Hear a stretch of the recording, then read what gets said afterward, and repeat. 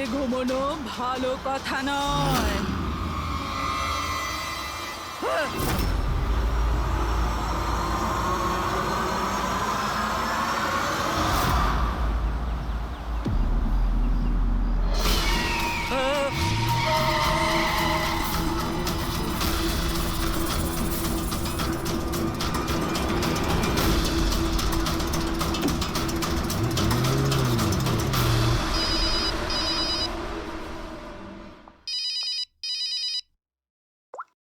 হ্যাঁ বিনীত, লীলা help me, লীলা লীলা help me. কি হয়েছে বিনীত? তুমি এত টেনশনে কেন? লীলা এরা আমাকে মেরে ফেলবে। লীলা কে মেরে ফেলবে বিনীত? তুমি কার কথা বলছো? লীলা আই থিংক আমি জীবনে আর কখনো তোমার সাথে দেখা করতে পারবো না লীলা। বিনীত, বাজে বকা বন্ধ করো। কোথায় তুমি? তোমার এক্সাক্ট লোকেশন বলো। আমি সিবাস স্ট্যান্ড রোডে আছি, পুরনো পোস্ট অফিসের কাছে। বিনীত, একটা কাজ করো, তুমি ওখানেই থাকো, আমি ট্যাক্সি নিয়ে এক্ষুনি তোমাকে ওখানে নিতে যাচ্ছি। হ্যালো লীলা। হ্যালো বিনীত, তুমি ঠিক আছো? আরে এই ফোনটাও না। হ্যালো লীলা। এই ফোনটাও এক্ষুনি কাটার ছিল।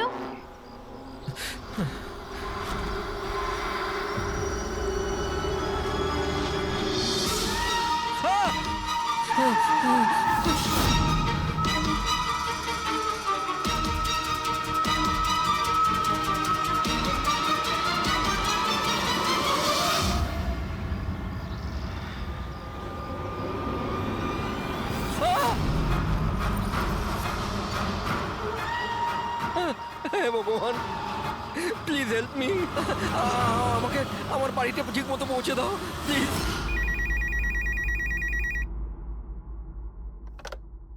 Hello, CID bureau. Hello ma'am. Ma'am please আমাকে হেল্প করুন। ম্যাম, আমার স্বামী এই মুহূর্তে খুব বড় বিপদের মধ্যে আছে। কি স্যার, কি হয়েছেটা কি ওনার? ম্যাম, ওর প্রাণ সংশয় হয়েছে, কেউ ওকে মারতে চায়। ম্যাম প্লিজ ওনাকে বাঁচিয়ে নিন ম্যাম, প্লিজ। উনি কি এখন আপনার সঙ্গেই আছেন? না ম্যাম, ম্যাম এই মুহূর্তে উনি ওনার গাড়িতে আছেন, ওই সাবস্টেশন রোডের পাশে পুরনো যে পোস্ট অফিস আছে ওখানে। আচ্ছা শুনুন ম্যাম, দেখুন আমাদের দুজন অফিসার ওই এরিয়াতেই আছে। আপনি আপনার গাড়ির ডিটেলসটা বলুন। হোয়াইট ব্যাস্টার আছে আর গাড়ির নাম্বার হলো 2536। ম্যাম ওনাকে আপনি বাঁচিয়ে তো নেবেন ম্যাম। আপনি চিন্তা করবেন না, আপনার হাজবেন্ডের কিচ্ছু হবে না। ওকে, প্রবীর, অভিজিৎকে ফোন করো আর ওকে গাড়ির ডিটেলসটা দিয়ে দাও। ওকে বলো যে ব্যাপারটা আর্জেন্ট।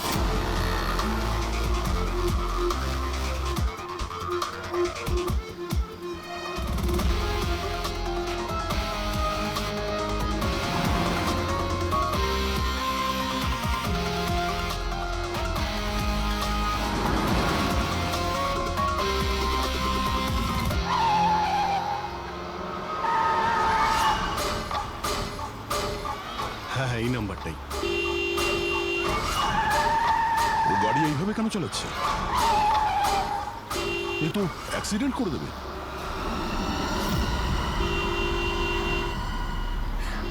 আমাকে ক্ষমা করে দাও, আমাকে ক্ষমা করে দাও, আমি মরতে চাই না, আমাকে ক্ষমা করে দাও। কার সঙ্গে কথা বলছে? গাড়িতে তো কেউই নেই। আরে আমাকে বিনীত, ক্ষমা কার করে সঙ্গে দাও। কথা বলছো? গাড়িতে তো কেউ অন্ধ নেই। হয়ে গেছো তোমরা, তোমরা দেখতে পাচ্ছ না এতগুলো লোক আমাকে ডাকছে? করছে কি? আমাকে ক্ষমা করে দাও, আমি মরতে চাই পাগল না। হয়ে গেছে মনে হচ্ছে। বিনীত, বিনীত, বিনীত, তোমার অ্যাক্সিডেন্ট হয়ে যাবে, গাড়িটা থামাও বলছি।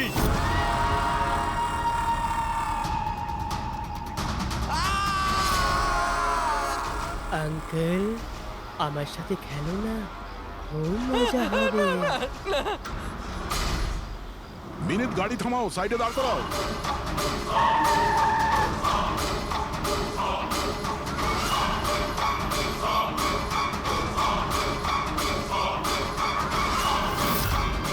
দাঁড়িয়ে যাও। বিনীত, বিনীত, বিনীত।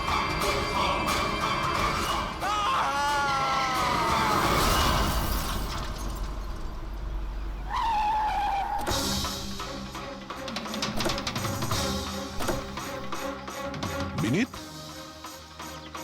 ও নো, এ তো মারা গেছে। স্মেল আসছে।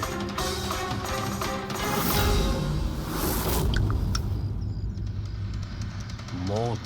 ড্রিঙ্ক করে গাড়ি চালাচ্ছিল, কিন্তু ও গাড়িতে কথা বলছিল কার সাথে? মদের নেশায় ভুলভাল বকছিল। মদ খেলে তো এটাই হয়, অ্যাক্সিডেন্ট। আপনি তো আমাকে কথা দিয়েছিলেন না যে বিনীতের কিচ্ছু হবে না। তো এটা কি হয়ে গেল? দেখুন ম্যাডাম, যদি ওনার অন্য কোনো দের হাত থেকে প্রাণ সংশয় থাকতো আমরা ওনাকে নিশ্চয়ই বাঁচাতাম, কিন্তু উনি তো নিজেই মদ খেয়ে গাড়ি চালাচ্ছিলেন। আপনি তো জানেন এটা কতটা ডেঞ্জারাস। না, ওনার প্রাণ ওনার নিজের জন্য যায়নি, বরং তাদের জন্য গেছে যারাও এতদিন ধরে ওকে বিরক্ত করছিল। কারা? সকাল সন্ধে ঘুমিয়ে জেগে সব সময় ওকে বিরক্ত করত। উনি এতটাই চিন্তিত হয়ে গিয়েছিলেন যে উনি নিজের বিজনেসেও পুরোপুরি নজর দিতে পারছিলেন না। কোন লোকের কথা বলছেন আপনি? একটু পরিষ্কার করে বলুন।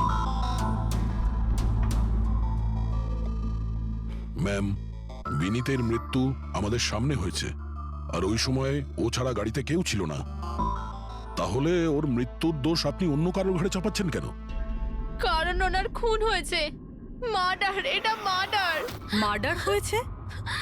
আপনি আপনি কি জানেন কারা করেছে এটা? আত্মারা। হতে পারে আপনারা ওই আত্মাটাকে দেখতে পাননি, কিন্তু বিনীত ওদের পরিষ্কারভাবে দেখতে পেত। সিআইডিরা আত্মাটাত্মায় বিশ্বাস করে না। আপনিও মানতেন স্যার, যদি আপনি 2 সপ্তাহ আগের ঘটনাটা দেখে থাকতেন।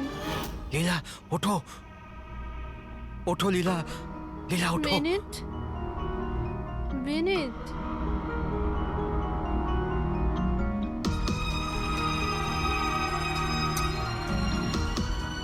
বিনীত,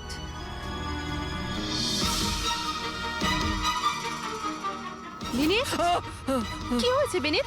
ওই দেখো, আলমারির ওপরে। কি আছে ওখানে বিনীত?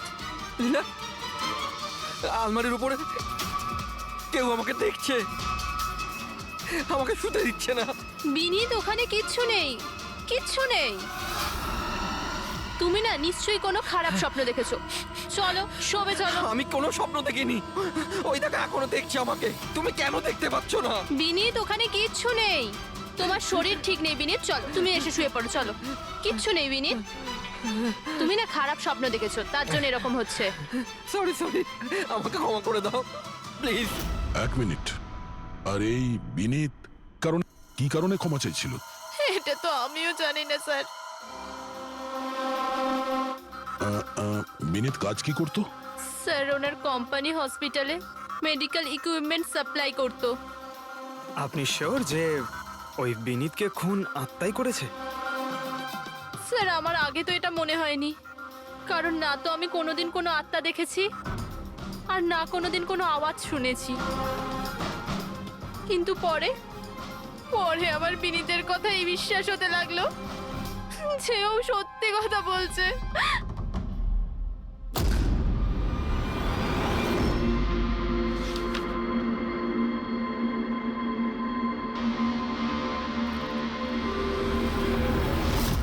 হ্যাঁ বস, এর মৃত্যুর একটাই কারণ চোখে পড়ছে, এর মাথার ওপর লাগা আঘাতটা, যেটা অ্যাক্সিডেন্টের কারণে লেগেছে। ঠিক তো ডক্টর সালুকে? আর কোনো কারণ নেই তো? হ্যাঁ, দয়া, ভিসারের স্যাম্পলকে চেক করা এখনো বাকি আছে, কিন্তু প্রাইমা ফেসি তো এটাই বলছে মৃত্যুর কারণ অ্যাক্সিডেন্ট। আর বস, এর রক্তের মধ্যে আমি অ্যালকোহল অনেকটা বেশি মাত্রায় পেয়েছি। ও, আমার মনে হচ্ছে সেই কারণেই ওর হ্যালুসিনেশন শুরু হয়, আরো ধাক্কা মেরে দেয়। তার মানে হলো এটা কোনো খুনের ব্যাপার নয়।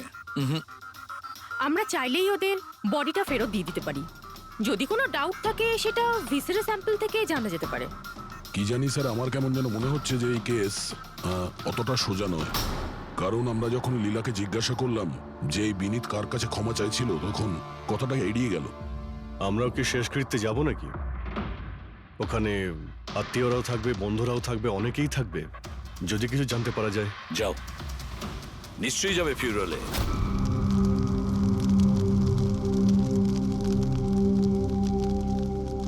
ঠিকই হয়েছে, মরে গেছে। খারাপ লোকেদের সাথে এটাই হওয়া উচিত। তুমি একদম ঠিক বলেছো, এই ধরনের লোকের এরকমই মৃত্যু হওয়া উচিত। ব্যাস, আর ওই দিনটার অপেক্ষা করছি যেদিন ওই দুজনেরও চিতা জ্বলতে দেখব। ওই দিন আমি তোমাদের দুজনকে অনেক বড় পার্টি দেব। কি সমস্যা কি তোমার? হ্যাঁ, এখানে একটা শোক পালন করার জায়গায় উৎসব পালনের কথা বলছো তোমরা? কেন করবো না উৎসব? আরে আসল উৎসব তো সেদিন হবে যেদিন এই দুজনেরও চিতা জ্বলবে। ওরা দুজনে চিতায় উঠুক কি না উঠুক, তুমি সিআইডি রাতে ঠিকই আসবে। স্যার, আপনারা যদি সিআইডির লোক হন তাহলে অপরাধীদের সাহায্য করার বদলে আমাদেরকে ন্যায় বিচার দেওয়া উচিত। এক মিনিট কি বলতে চাও পরিষ্কার করে বলো। স্যার, আমার নাম পুনিত, আর আমার বাবা পার্পল হসপিটালে ভর্তি ছিল। ভেন্টিলেটরে ছিলেন। ডাক্তারবাবু, নার্স, ডাক্তারবাবু কোথায়? Relax. আমার বাবা মারা যাবে এক্ষুনি। প্লিজ ডাক্তারবাবুকে বলুন। কি হয়েছে? কেন চিৎকার করছেন? চিৎকার করবো না তো কি করবো? আমার বাবা ওখানে মারা যাচ্ছে আর আপনাদের স্টাফ এখানে বসে মাছি মারছে। আপনি আগে শান্ত হন প্লিজ। আপনি পেশেন্টের কাছে যান, আমি দেখছি। তাড়াতাড়ি করুন প্লিজ। হ্যাঁ, ম্যাম, একটা ঘটনা ঘটে গেছে। কি সমস্ত হয়েছে? ভেন্টিলেটর এক এক করে বন্ধ হচ্ছে। কি? হ্যাঁ ম্যাডাম, আমাদের দুজন ডাক্তার ম্যানুয়ালি অক্সিজেন দেওয়ার চেষ্টা করছে। ম্যাডাম, সবার সাথে এরকম হওয়াটা ঠিক নয়। যদি ভেন্টিলেটর ঠিক না হয় তাহলে পেশেন্টরা মরে যাবে। আরে আস্তে বলো। আরে আরে এটা হসপিটালের রেপুটেশনের ব্যাপার। এটা যদি পেশেন্টের বাড়ির লোকেরা জানতে পারে না তাহলে একটা ঝামেলা হয়ে যাবে। ডক্টর, আপনারা প্লিজ 2 মিনিট সময় দিন, আমরা সলিউশন বার করছি। ম্যাম, এক এক করে সব ভেন্টিলেটর বন্ধ হয়ে যাচ্ছে। তুমি যাও বাকি ওয়ার্ডসগুলো চেক করো, যাও। Okay ma'am. আরে ওই আমাদের সাপ্লায়ার বিনীতকে ফোন করো না, ওই সব কিছু ব্যবস্থা করে দেবে। প্লিজ টেনশন নেওয়ার কোনো ব্যাপার নেই। ডক্টর মেহেক, হচ্ছে কি এসব? স্যার ভেন্টিলেটর সব বন্ধ হয়ে গেছে স্যার। আপনারা প্লিজ শান্ত হন, আমি কথা বলছি। স্যার, এক এক করে সমস্ত ভেন্টিলেটর বন্ধ হয়ে যাচ্ছে স্যার। কি, এটা কিভাবে হতে পারে? তো কোনো হসপিটালে ফোন করো না, ওখান থেকে আনাও। আরে রাজা, ফোন লাগাও। আর মেহেক, একটা কাজ করো, এখানে যে টেকনিশিয়ান আছে ওকে ডাকো। রাজা, কি হলো তোমার? তুমি কি শুনতে পাচ্ছ না স্যার কি বললেন? আপনারা কি ডিসকাস করে টাইম ওয়েস্ট করছেন? আমার বাবা মারা যাবে ওখানে। আপনি প্লিজ একটু শান্ত হন, আমরা এক্ষুনি যাচ্ছি please. Ma'am, sir, ma'am, very bad news. দুটো পেশেন্টের জীবন চলে গেছে। 5টা পেশেন্ট খুব ক্রিটিক্যাল অবস্থায় আছে। স্যার, আজ আমাদের পরিবারের লোক আমাদের সাথে নেই। এর জন্য দায়ী শুধুমাত্র এই 3 জন লোক, বিনীত, মেহেক আর রাজা। আচ্ছা, এই বিনীত তো ইকুইপমেন্ট সাপ্লাই করতো, তাই না? হ্যাঁ স্যার।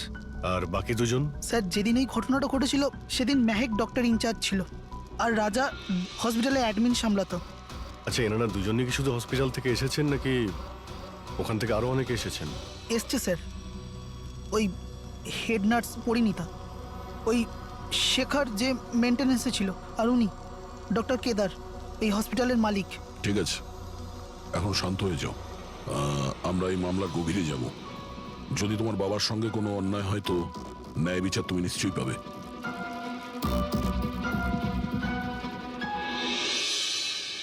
এখন বুঝতে পারছি বিনীত ক্ষমা চাইছিল কেন। আমাকে ক্ষমা করে দাও, আমি মরতে চাই না। আমাকে ক্ষমা করে দাও। আর এটাও বুঝতে পারছি যে বিনীতের মৃত্যুতে সবাই এত খুশি কেন। তার মানে বিনীতের মৃত্যুর কারণ যে কেউ হতে পারে। আর বিনীতের পরে খুনির পরের শিকার এই এদের দুজনের মধ্যে কেউ হতে পারে।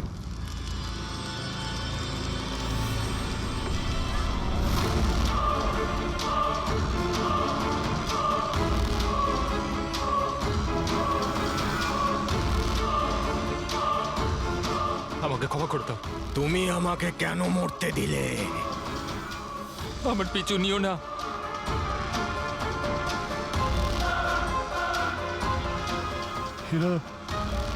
এরা কথা কার সঙ্গে বলছে? আমার পিছু নিও না। আর সেই কাল্পনিক লোকগুলোর সঙ্গে যার সঙ্গে বিনীত কথা বলছিল। চাইলে তুমি আমাকে বাঁচাতে পারতে, কেন মরতে দিলে আমাকে? এবার তুমিও মরার জন্য তৈরি হয়ে যাও। আর এই মহিলারও একই কেস মনে হচ্ছে।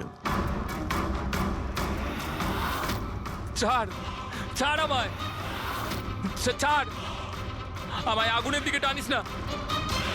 আমার কোনো দোষ নেই এতে। ছাড়, ছাড়, ছাড়, এই, ছাড় আমায়, ছাড় এই। আমায়, ছাড়, ছাড়, টানিস না আমায় আগুনের দিকে, ছাড়। আরে কি করছো নাকি? আরে, কি করছো? এদিকে এসো। আরে তুমি কি করছিলে? হ্যাঁ, আমি একটু ডিস্টার্ব আছি, এতে আপনারা কি করবেন? আমার ডিস্টারবেন্সের সাথে আমায় নিজেকেই লড়তে হবে। তুমি এদিকে এসো, একটু দূরে দাঁড়াও, ওই দিকটায় যাও।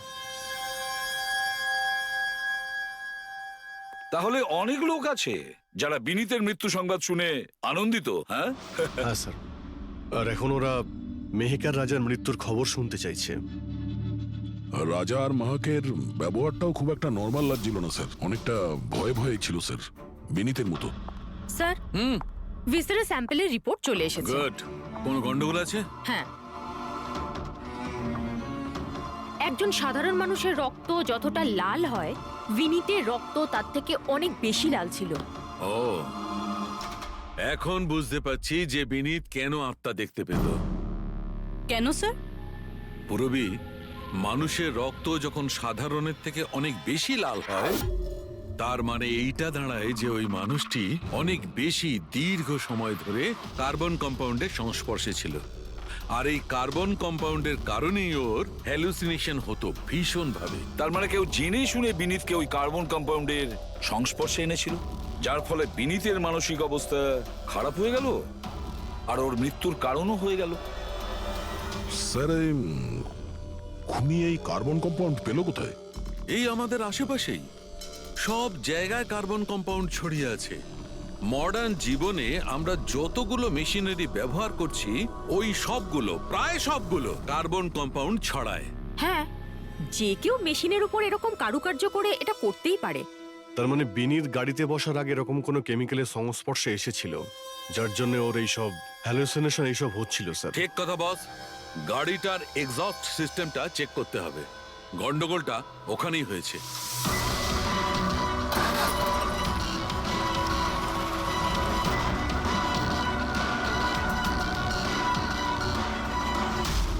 সালুঙ্কে স্যার তো ঠিকই বলছিলেন স্যার, পেট থেকে তো কেমিক্যাল বেরিয়ে আসছে।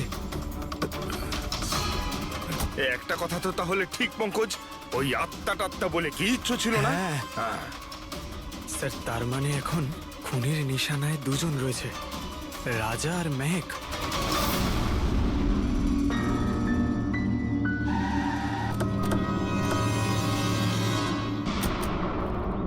শ্মশানে রাজার ব্যবহারটা খুব একটা ঠিক ছিল না, এখনো ওর মানসিক অবস্থা ঠিক নয়। আরে স্যার, দরজা তো খোলা।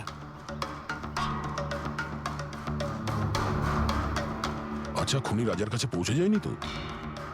এসব কি হচ্ছে? ক্যান্ডেলস,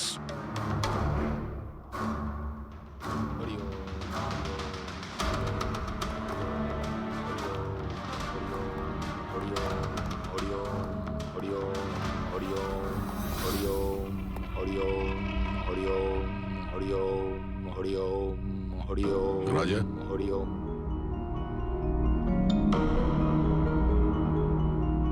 এখন ঠিক আছো? কারা আপনারা? সিআইডি। বিনীতের শেষকৃত্যে দেখা হয়েছিল আমাদের। তুমি আগুনে ঝাঁপাতে যাচ্ছিলে, আমরা তোমাকে আটকেছিলাম, মনে আছে?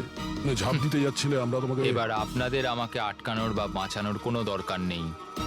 যতক্ষণ বিনীতের খুনি ধরা না পড়বে, তোমারও প্রাণের সংশয় আছে। আচ্ছা, একদম ঠিকঠাক বলো, ওই 12 জন রোগীর মৃত্যু কি তোমার গাফিলতিতে হয়েছিল? খবরদার বলছি, আমার ওপর এরকম নোংরা আর মিথ্যা অপবাদ দেবেন না। আমি নির্দোষ, আমার জন্য কেউ মরেনি। শান্ত হও, শান্ত হও। রাজাকে অনেক কষ্টে শান্ত করেছি, ওকে ডাকাবেন না।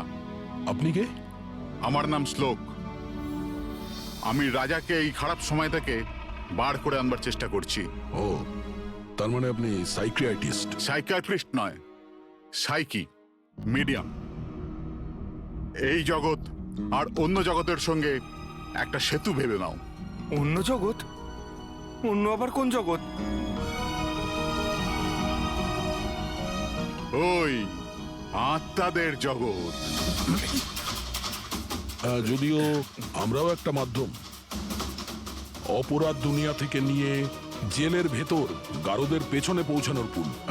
আপনারা আমাকে জেলে পাঠাবার চেষ্টা করছেন কেন? আমি তো রাজাকে আত্মাদের থেকে বাঁচাবার চেষ্টা করছি। রাজাকে আত্মার থেকে নয়, কেমিক্যাল পয়জন থেকে বাঁচানোর দরকার। আর বন্ধ করো তোমার এই ঢং, বুঝেছো? স্যার, ও কোন দিকে ইঙ্গিত করছে? ওই বুড়ো লোকটার দিকে, যে এসির নিচে দাঁড়িয়ে রয়েছে। ও কার কথা বলছে? আমি তো কাউকে দেখতে পাচ্ছি না। আমিও দেখতে পাচ্ছি না। মানুন বা না মানুন, এই ঘরের মধ্যে কোনো শক্তিশালী আত্মা আছে যে রাজার ক্ষতি করতে চাইছে। এক্ষুনি জেনে যাবেন।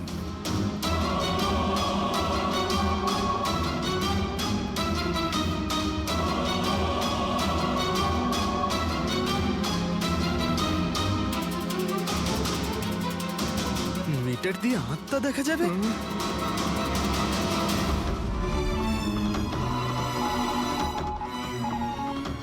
দেখলেন, ওই আত্মাটা এসির পাশেই আছে। আমার ইএমএফ মেশিন মিথ্যে বলবে না।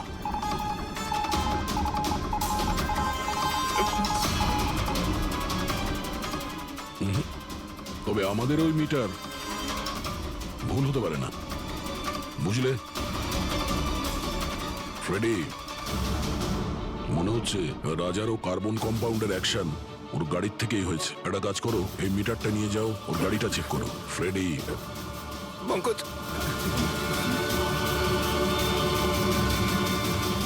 তাহলে বলো, তুমি বিনীতের ফিউরিনালে কি দেখেছো? আমি কাউকে দেখিনি, আমি কিছু দেখিনি। মিথ্যা কথা বলো না। যদি কিছু দেখেই না থাকো তাহলে পালালে কেন? আমি মিথ্যে বলছি না, আমি সত্যি কাউকে দেখিনি। আচ্ছা, হাসপাতালে যে 12 জন মারা গিয়েছিল সেটা কি তোমার গাফিলতির জন্যই হয়েছিল? আমার গাফিলতিতে? দেখুন, আমার দ্বারা যতটা সম্ভব আমি সব চেষ্টা করেছি। আমি ডাক্তার কেদারের সঙ্গে কথা বলেছিলাম, কিন্তু উনি তো কোনো অ্যাকশনই নিলেন না। তাহলে আমি আর কি করতে পারি? আচ্ছা, তার মানে হলো এটা ডক্টর কেদারের ভুল। ওনার থেকেও তো বেশি দোষ ছিল ওই রাজা। ওর একবার দেখা উচিত ছিল যে ভেন্টিলেটরস গুলো কাজ করছে কি না, ওগুলো সময় মতো সার্ভিসিং হচ্ছে কি না। তাহলে কি দোষী রাজা? রাজা আর বিনীত দুজনেই। বিনীতেরও ভেন্টিলেটর সাপ্লাই করার আগে দেখে নেওয়া উচিত ছিল যে ওগুলো ঠিকঠাক কাজ করছে কি না। কতগুলো জীবন নির্ভর করছিল ওই ভেন্টিলেটরস গুলোর উপরে। মনে হচ্ছে রাজা আর বিনীতের জন্য তোমার মনে অনেক রাগ আছে। বিনীতের মৃত্যুতে নিশ্চয়ই খুশি হয়েছো তুমি? এটা কি বলছেন আপনি? একদমই না। আমি একজন ডক্টর, আর আমার কাজ হলো একজন পেশেন্টের জীবন বাঁচানো। কারণ মৃত্যুতে আমি কি করে খুশি হব?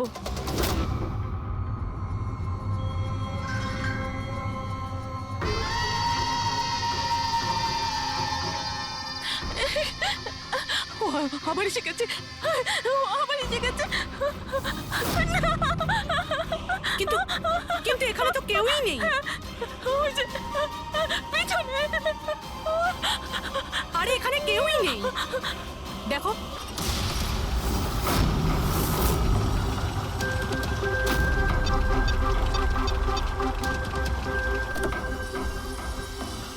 গাড়ির এসিতে তো কার্বন কম্পাউন্ড নেই। বাড়ির ভেতরে গিয়ে দেখা যাক, চল।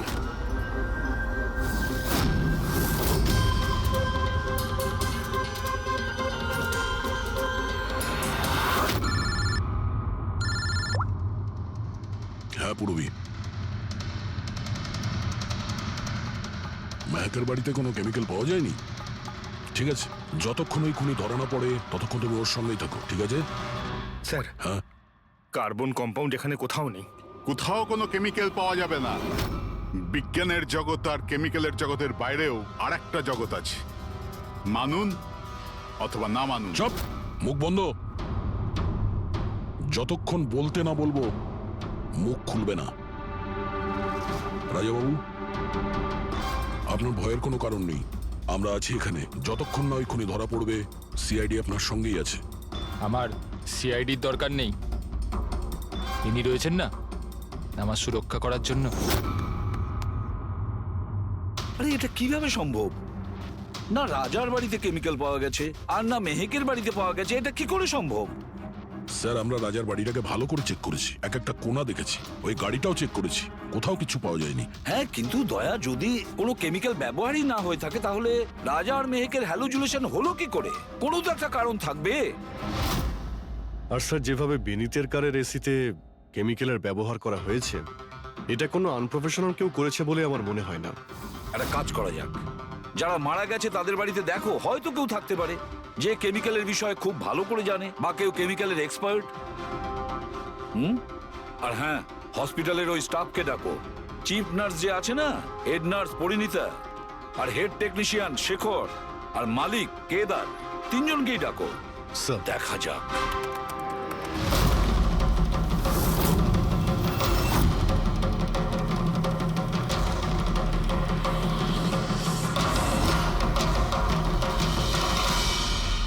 তোমার নাম শেখর, তাই তো? Yes sir. হসপিটালের হেড মেকানিক, মেইন টেকনিশিয়ান। তার মানে হসপিটালে যদি কোনো মেশিনে প্রবলেম হলে সবার প্রথমে তোমার কাছে খবর আসে। হ্যাঁ স্যার, ঠিক। তাহলে হসপিটালের ভেন্টিলেটর খারাপ ছিল সেটা তুমি জানতে না? স্যার, প্রথম থেকেই জানতাম। তাহলে কেন কিছু করনি? কাউকে কিছু বলনি কেন? হ্যাঁ স্যার, এতে আমার কোনো দোষ নেই। তাহলে কার ভুল ছিল?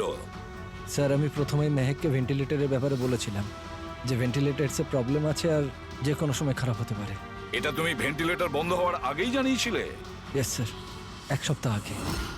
ম্যাম, আমি আপনাকে একটা নোটিশ পাঠিয়েছিলাম, ওয়ার্ডের ভেন্টিলেটরগুলো ঠিকমতো কাজ করছে না। ও, আমি তোমার চিঠিটা পড়েছি শেখর, তুমি টেনশন নিও না, আমি কিছু একটা করছি। কিন্তু ম্যাম, ব্যাপারটা খুব আর্জেন্ট। হ্যাঁ হ্যাঁ, আমি জানি। ডক্টর মেহেক, ইয়েস ম্যাম আপনাকে অ্যাকাউন্টস ডিপার্টমেন্টে এক্ষুনি ডেকেছে। ও হ্যাঁ, আসছি। Don't Okay, worry ma'am. Shekhar, আমি নিশ্চয়ই কিছু ব্যবস্থা নেব, পাক্কা। কিন্তু স্যার, উনি আমার কথাটা সিরিয়াসলি নিলেন না।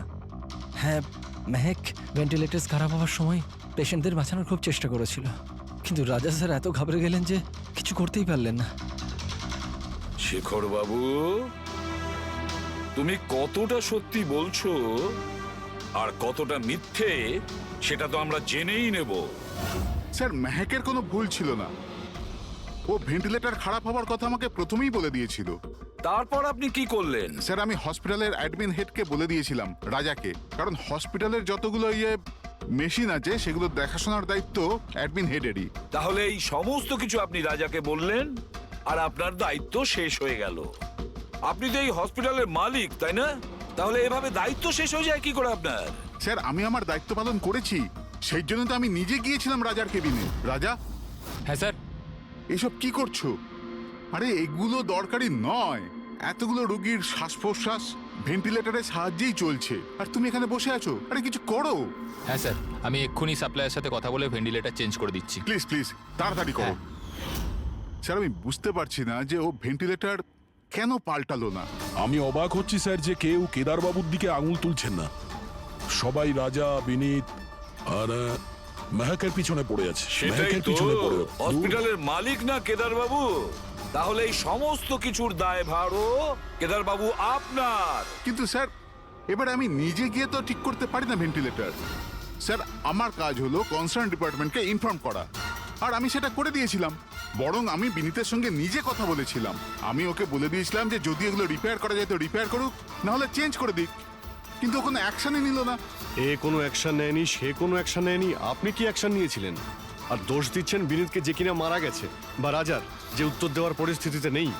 স্যার, যেটা সত্যি ছিল ওটা আমি আপনাদের বলে দিলাম। সেটা এবার মানবেন কি মানবেন না স্যার, আপনাদের ব্যাপার। পরিণীতা স্যার। হসপিটালের হেড নার্স, তাহলে তুমি হসপিটালের ব্যাপারে নিশ্চয়ই সবকিছু জানো। হ্যাঁ স্যার। তাহলে এবার সত্যি করে বলো, এই যা কিছু হয়েছে কার গাফিলতির কারণে হয়েছে? তাড়াতাড়ি বলো। হ্যাঁ স্যার, বলছি। আমার সাথে বিশ্বাসঘাতকতা করার চেষ্টা করো না রাজা। আর হ্যাঁ, যদি মেশিনে কোনো ফিজিক্যাল ড্যামেজ থাকে তাহলে সেটা ওয়ারেন্টিতে আসে না। যদি তোমার নতুন ভেন্টিলেটর চাই তাহলে তোমাকে পুরো কস্ট পে করতে হবে, বুঝেছো? আমি তোমার থেকে বাজে লোক আজ অব্দি আমার জীবনে দেখিনি। এবার থেকে না তো আমাদের হসপিটাল তোমার থেকে কিছু কিনবে, না তো শহরের আর কোনো হসপিটাল। শোনো, এসব হুমকি অন্য কাউকে দেবে। তুমি জানো না আমি কে, যা করার করে নাও।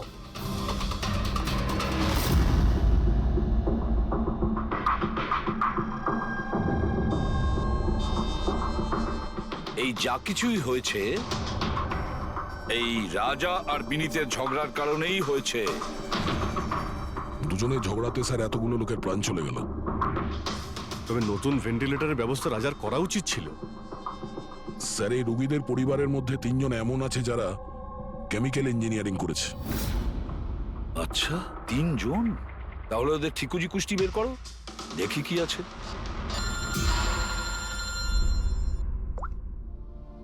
Hello ACP Pradyuman. হোয়াট? ঠিক আছে, আমরা এক্ষুনি পৌঁছচ্ছি। কি হয়েছে স্যার? রাজা মারা গেছে।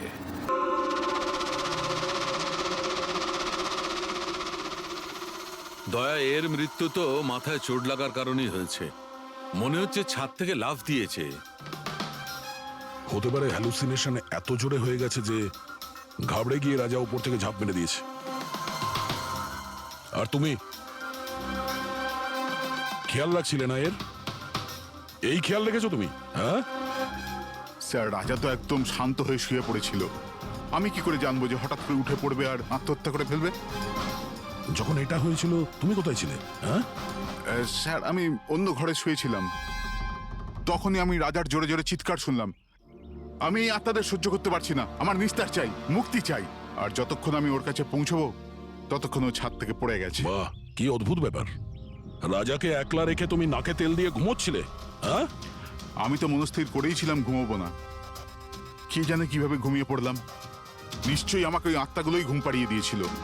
আপনি আপনি এটা দেখুন স্যার, মিটারের রিডিং কত বেড়ে গেছে। আমারও কিন্তু একটু ক্লান্তি ভাব লাগছে স্যার।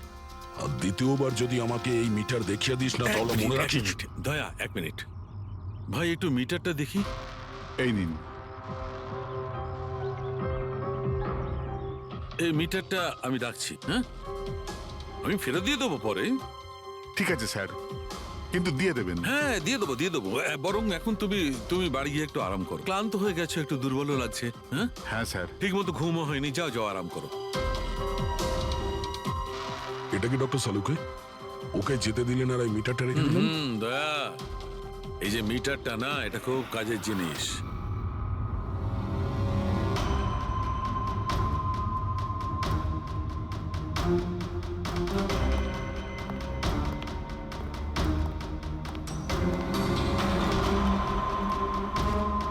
এই ঘরটা চেক করছি।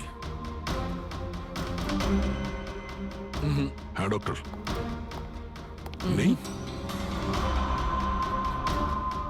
ওপরে যাওয়া যাক।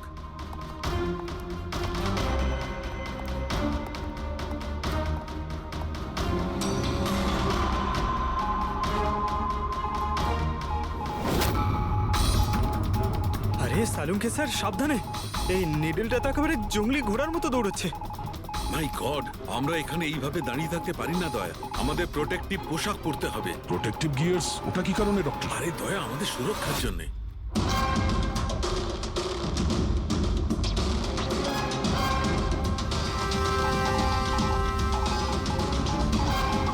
এই দেখো, সবচেয়ে বেশি মিটার রিডিং এখানেই পাওয়া যাচ্ছে, এই এসিটার নিচে।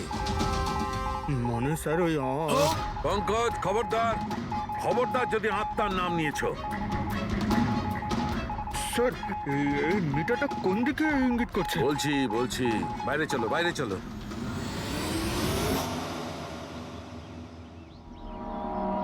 দেখেছো দয়া, এটা হচ্ছে ইএমএফ, ইলেকট্রোম্যাগনেটিক ফিল্ড ডিটেক্ট করে এটা।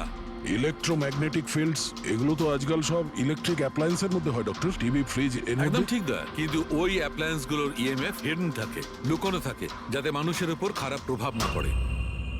কি খারাপ প্রভাব? এইটার কারণে লোকেদের নশিয়া হতে পারে, ঘুম না হতে পারে, মন খারাপ হতে পারে। আর যদি অনেকক্ষণের সংস্পর্শে থাকে তাহলে হ্যালুসিনেশন হওয়াটা কোনো বড় কথা নয়। ও, তার মানে রাজার এই হ্যালুসিনেশন কোনো কেমিক্যালের জন্য হয়নি, নিজের ঘরের ইলেকট্রনিক জিনিসপত্রের জন্যই হয়েছে, কারণ ওগুলোর ইএমএফ ঢাকা ছিল না। একদম। তার মানে কেউ জেনে বুঝে এগুলোকে গন্ডগোল করে দিয়েছে। হতে পারে দয়া।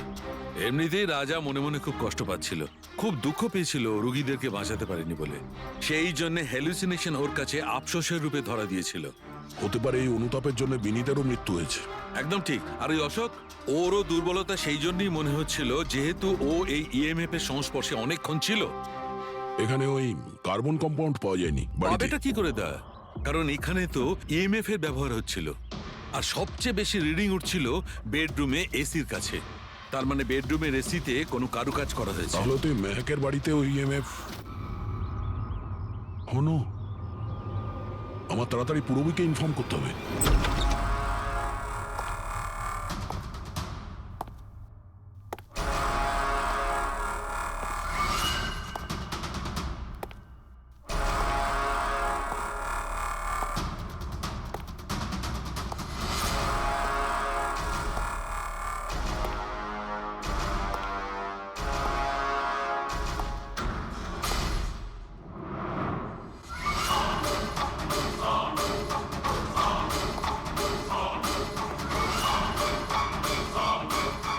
আমাকে একবার মেরে শান্তি হয়নি তোমার?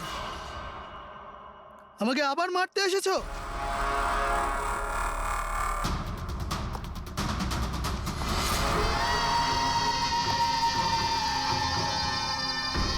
তুমি? আমি তোমাকে সেলফ ডিফেন্সে মেরেছিলাম। আর তাছাড়া তুমি একজন অপরাধী। অপরাধীদের কি পরিবার থাকে না? তোমার জন্য আমার মেয়ে অনাথ হয়ে গেছে। আর এই রক্ত দেখছো, সব তোমার জন্য। আমি আর তোমাকে ছাড়বো না। দেখো, আমার কাছে আসবে না। আমি কিন্তু মেরে দেবো। আমি তোমাকে ছাড়বো না। আমার কাছে আসবে না। আমি কিন্তু বলছি মেরে দেবো। আমি বলছি আমার কাছে আসবে না। আমি মেরে। পূরবী, কি করছো তুমি? ছাড়ো এটা। স্যার, ওই যে ওই লোকটা। কি? স্যার, এখানে। স্যার, ওনাকে ধরুন। উনি আমাকে মারতে চান। এক মিনিট, আগে এখান থেকে বাইরে চলুন। তাড়াতাড়ি চলো, প্লিজ তাড়াতাড়ি, প্লিজ তাড়াতাড়ি, ফাস্ট। এই হলো সেই তিনজন যাদের সম্পর্ক কেমিক্যাল ইঞ্জিনিয়ারিং এর সঙ্গে আছে। সুহাস, দীপক আর কিশোর। খুনি এদের মধ্যে যে কেউ হতে পারে। না অভিজিৎ, কারের এসিতে কেমিক্যাল ফিক্স করাটা অন্য ব্যাপার, আর ইলেকট্রোম্যাগনেটিক ফিল্ডকে এত চাতুর্যের সঙ্গে ব্যবহার করাটা অন্য কথা। আমার মনে হচ্ছে ও এমন একজন লোক যার সায়েন্সে, মেডিকেল সায়েন্সের উপর খুব ভালো দখল আছে। হয়তো কোনো ডক্টর অথবা সায়েন্টিস্ট। যেই করুক, সে ইলেকট্রোম্যাগনেটিক ফিল্ড ভালো মতন ব্যবহার করেছে, যাতে মেহেক আর রাজা ওরা দুজনেই যাতে ইএমএফ এর সংস্পর্শে থাকে। হতে পারে হসপিটালে ওরা দুজন নিজেদের কাজ করছিল, তখনও এই ইএমএফ ওখানে উপস্থিত ছিল। তাহলে স্যার, হতে পারে হসপিটালের কোনো মেশিনের সাথেও গন্ডগোল করা হয়েছে। নিশ্চয়ই দয়া, নিশ্চয়ই। আর এটা ওই করেছে, হসপিটালের ভেতরেরই কেউ। তাহলে এই হলো সেই জায়গা যেখানে মেহেক আর রাজা বসতো। হ্যাঁ স্যার। আর কে কে যাওয়া আসা করতো এখানে? স্যার, শুধু স্টাফেদেরই ভেতরে যাওয়ার পারমিশন ছিল। তাও যদি কোনো কাজ থাকতো তাহলে। মানে বাইরের কেউ এখানে ঢুকতেই পারতো না। না স্যার, এমনকি রুগীদেরও এখানে ভেতরে আসার অনুমতি ছিল না। তার মানে তো এটা বোঝা গেল যে স্টাফেদের মধ্যেই কেউ, মানে আপনাদের মধ্যেই কেউ একজন খুনি। এ আপনি কিভাবে বলতে পারেন? এটা আমরা বলছি না, এটা এই ইএমএফ মেশিনটাই আমাদের সবকিছু বলে দিয়েছে। আর এই ইএমএফ মেশিনের হিসাবে এই এসির সাথে কোনো গন্ডগোল করা হয়েছে। তার মানে রাজা আর মেহেককে মারার চেষ্টা করা হয়েছিল, কিন্তু বেচারা রাজা মারা গেছে। এসির সাথে গন্ডগোল? কি বলছেন আপনি? আমি তো কিছু বুঝতেই পারছি না। এই কথাটা এই রুমে থাকা শুধুমাত্র সেই বুঝতে পারবে যে নিজেই খুনি। আর ও আজ এখানে প্রোটেক্টিভ গিয়ার পরে এসছে, যাতে ইলেকট্রোম্যাগনেটিক ফ্রিকোয়েন্সিতে তার কোনো ক্ষতি না হয়, তাই তো? কি কে সে?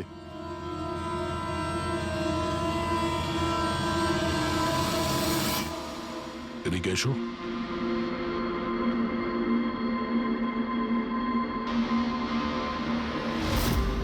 ফ্যাশন সেন্স তো তোমার খুব ভালো, শেখর। জামা কাপড়ের ভেতরে এই সুরক্ষা কবচ। দেখো, তোমার সমস্ত প্ল্যান আমরা জেনে ফেলেছি। তোমার ব্যাপারে সমস্ত খোঁজ খবর নিয়েছি। তুমি এখানকার এমন একজন টেকনিশিয়ান যে এসির সঙ্গে কোনো গন্ডগোল করতে পারে। এখন তাড়াতাড়ি বলো, কেন করেছো তুমি এসব? আমি করেছি এসব। আর কি ভুল করেছি আমি যদি মেহেক, বিনীতা, রাজার ওপর অভিযোগ লাগিয়েছি? তো এদের জন্য 12টা পেশেন্টের মৃত্যু হয়েছে, যেটা আমি দেখতে পারিনি। তারপর আমি ভাবলাম যে এদের এরকমই মৃত্যু দেওয়ার প্রয়োজন আছে, যেভাবে 12টা পেশেন্ট মারা গেছে। সেই জন্য আমি ইএমএফ আর কার্বন কম্পাউন্ডের বিষ ব্যবহার করেছি ওদের মারার জন্যে, যাতে এদেরকে এমন মৃত্যু দিতে পারি, মৃত্যু নয়, একটা ভয়ঙ্কর মৃত্যু। আর এটাই আমার ন্যায় বিচার। শাস্তি দেওয়ার অধিকার শুধুমাত্র আইনের আছে, অন্য কারো নয়, বুঝেছো? তুমি জানতে যে এই কেমিক্যাল ব্যবহার করলে ওদের হ্যালুসিনেশন হবে। ওই মারা যাওয়া রোগীগুলো ওরা সামনে দেখতে পাবে, যার জন্য ও পাগল হয়ে যাবে, তাই তো? কিন্তু আমি আমার লক্ষ্য পূরণ করতে পেরেছি। যেরকম মৃত্যু আমি চেয়েছিলাম দিতে, সেরকমই মৃত্যু বিনীতার রাজাকে আমি দিয়েছি। কিন্তু দুঃখের ব্যাপার, মেহেককে আপনার শেষ মুহূর্তে বাঁচিয়ে নিলেন। সফল তো তুমি তখন হতে যদি তুমি কোনো অপরাধ না করে ওদেরকে শাস্তি দিতে।